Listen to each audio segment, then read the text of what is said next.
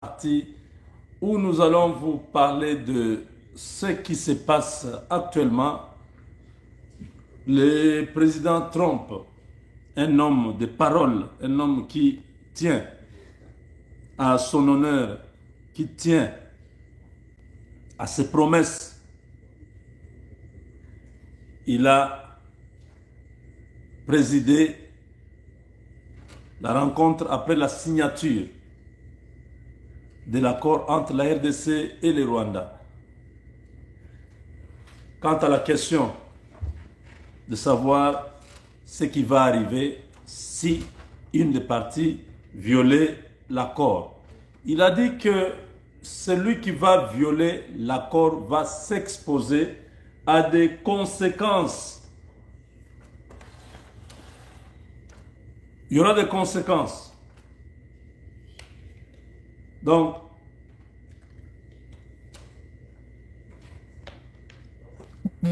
voilà déjà, même pas 4 jours. Aujourd'hui, c'est le mardi.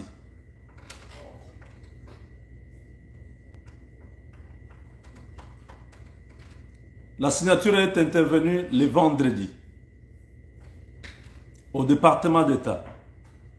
Et Trump a entériné cet accord le même jour dans la soirée. Aujourd'hui, déjà mardi,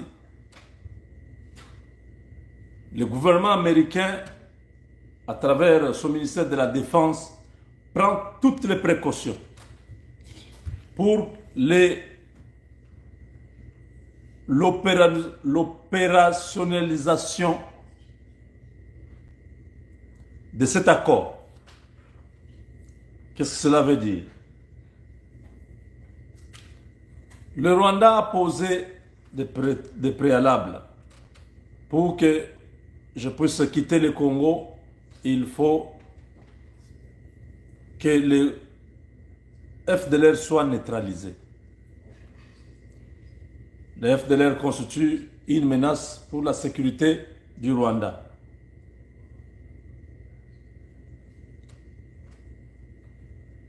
Le ministre des Affaires étrangères du Rwanda a même répété à Jeune Afrique que les mesures défensives ne vont pas être levées de la RDC tant que les FDLR sont là. Les États-Unis ne sont pas allés par 4 chemins. La décision de Donald Trump en tant que commandant en chef de l'armée américaine est tombée. Le président américain nomme le général 4 étoiles, Dan Cain, en anglais Dan Cain. Dan Cain, c'est un général 4 étoiles qui est, comment je peux dire, qui a reçu la mission de commander l'opération qui va déboucher à la neutralisation de FDLR, de militaires rwandais qui sont au Congo, de M23, tous ces Rwandais qui sont dans l'un ou l'autre groupe, qui sont sur le territoire congolais, doivent dégager. Donald Trump lui a donné 30 jours. 30 jours top chrono. Pas plus, pas moins. Tous les Banyarwanda qui sèment le chaos, la terreur, la désolation à l'Est doivent rentrer chez eux. Les images que Trump a vues étaient insupportables. On tranchait les gorges des gens avec machette. Trump l'a dit, que le Rwanda a envahi le Congo avec des machettes pour tuer les gens au Congo. Donc, ce monsieur a l'objectif de récupérer tous les 2000 vieillards Hutus qu'on appelle FDLR, de les ramener avec leur famille au Rwanda. Dan Cain a aussi reçu la mission de ramener les 6000 militaires rwandais dans leur territoire naturel, donc au Rwanda, que tous ces individus enlèvent leurs pieds du territoire congolais, une nation qui est aujourd'hui un précaré américain, qui ne doit souffrir d'aucune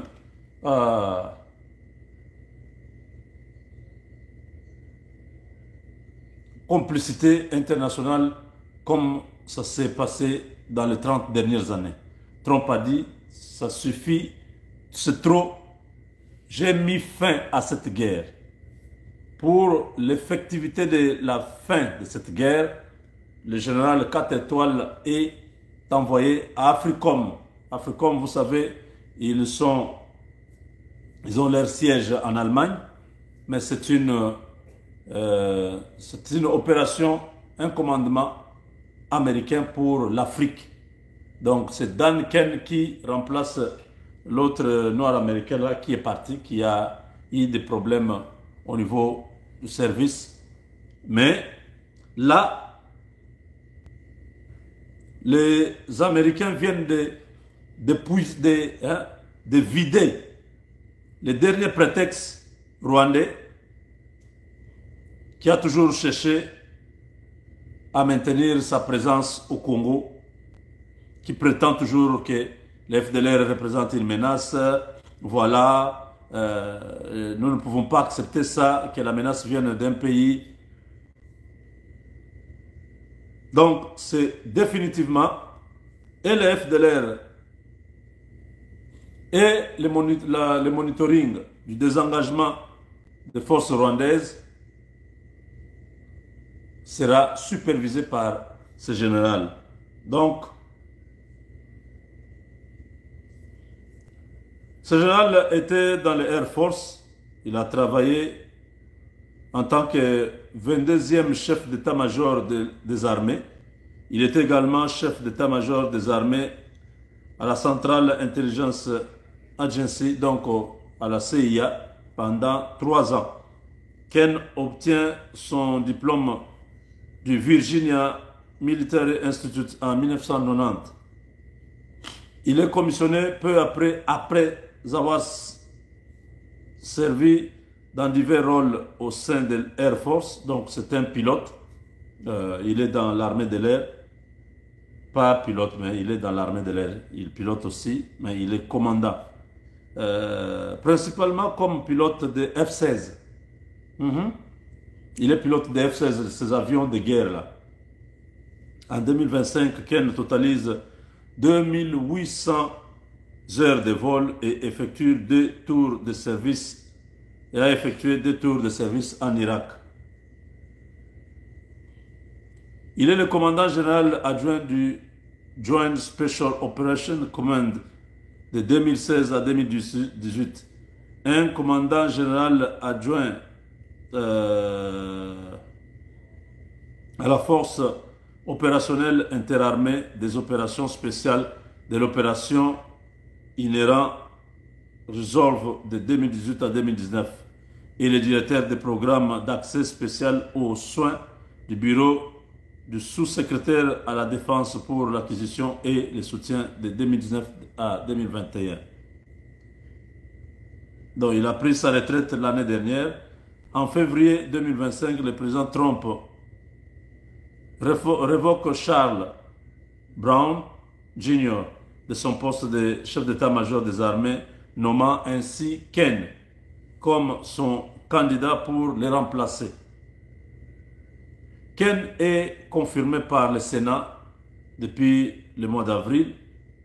Le 21 février 2025, le président Trump révoque les chefs d'état-major des armées, nommant ainsi Ken comme son candidat. Bon, voilà, ça nous avons dit. Trump a dit à Ken, je vous aime, monsieur. Je pense que vous êtes formidable, monsieur. Vous allez nous aider. Et Ken a répondu à Trump, monsieur, je tuerai pour vous.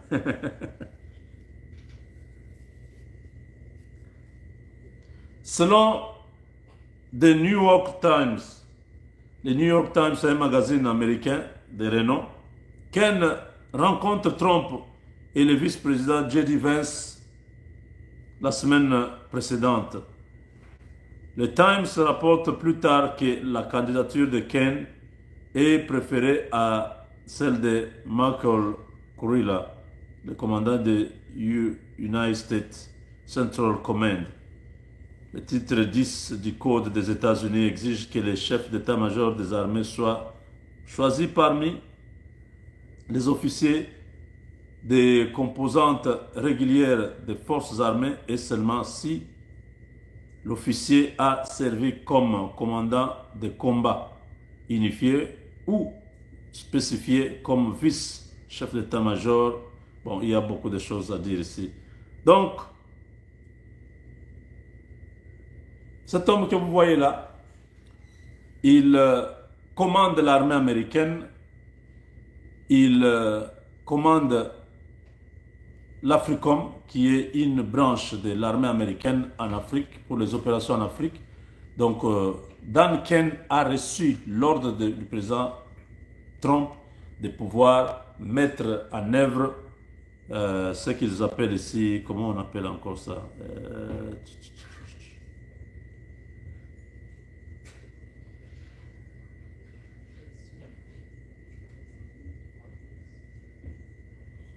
il y a un terme qui était utilisé ici.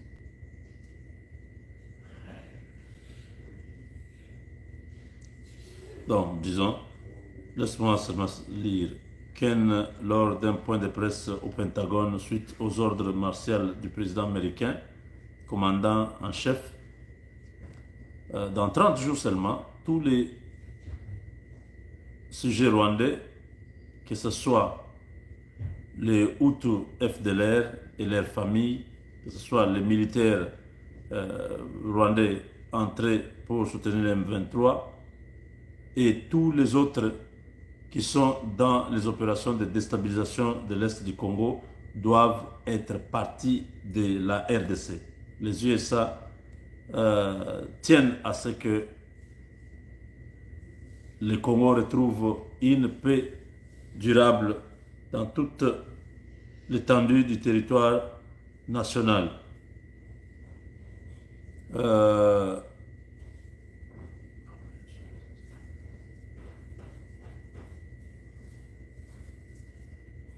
Sa confirmation, Ken visite Nopine à la frontière avec le Mexique et les États-Unis pour rencontrer et participer à l'émission.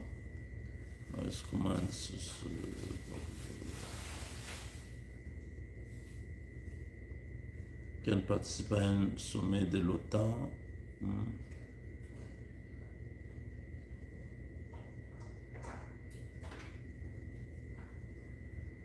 Donc, Ken va faire le travail pour mettre fin aux aventures du Rwanda. On lui a accordé cette responsabilité-là. Lui va devoir donner des instructions claires pour les soldats de la Joint Task Force Southboard and tout ça, qui vont venir travailler avec l'armée congolaise et les experts qui vont coordonner cette opération-là de neutralisation des FDLR. Ça sera la dernière chose que le Rwanda disait, nous sommes au Congo parce qu'il y a la menace FDLR. Maintenant là, ce monsieur va envoyer des troupes qui vont superviser le départ de ces militaires-là. Voilà, chers amis, une très bonne nouvelle, une très grande nouvelle pour vous. Pas ailleurs, mais pour vous. Les Congolais qui aimaient bien leur pays. Je vous dis que ne vous posez pas de questions. Comment ça va se terminer? Nanga est toujours là. La question a été déjà réglée. On a trouvé une solution. Ces retraités revenus, parce que Trump l'a nommé comme chef d'état-major, qui a maintenant l'Africom et qui va avoir une section qui pourra diriger cette histoire pour qu'il n'y ait plus a dit non, on n'avait pas fait bien le travail, que le Rwanda n'ait pas une autre raison de rester au Congo ou de déstabiliser le Congo. Les Américains seront sur le terrain. L'affaire est finie. Et s'il c'est terminé, voilà. Je ne sais pas comment dire, mais vous comprenez que on a mis dos au mur tous les mensonges du Rwanda. On connaît Trump et ses services, ils ont déjà toutes les informations. Ils savent comment le Rwanda manipule, comment le Rwanda ment. Alors on a décidé que cet homme puisse s'occuper de cette affaire et que tout se passe très vite, 30 jours, pas plus. Tchimboubouy. Donc on voit, l'affaire est finie. Nous on savait que quand le Rwanda va continuer à jouer à son jeu, les Américains vont bien le servir. Parce que le jour où j'ai entendu cette dame-là, Sanders, dire « Nous avons notre façon de résoudre cette question-là du Congo avec le Rwanda », j'avais compris, ces gens sont déjà au courant de tout, ils vont vraiment coincer Kagame jusqu'à ce qu'il va complètement être effacé. Et voilà, ça n'a pas traîné, hein? Vous avez la réponse. Avec Dieu, nous vaincrons.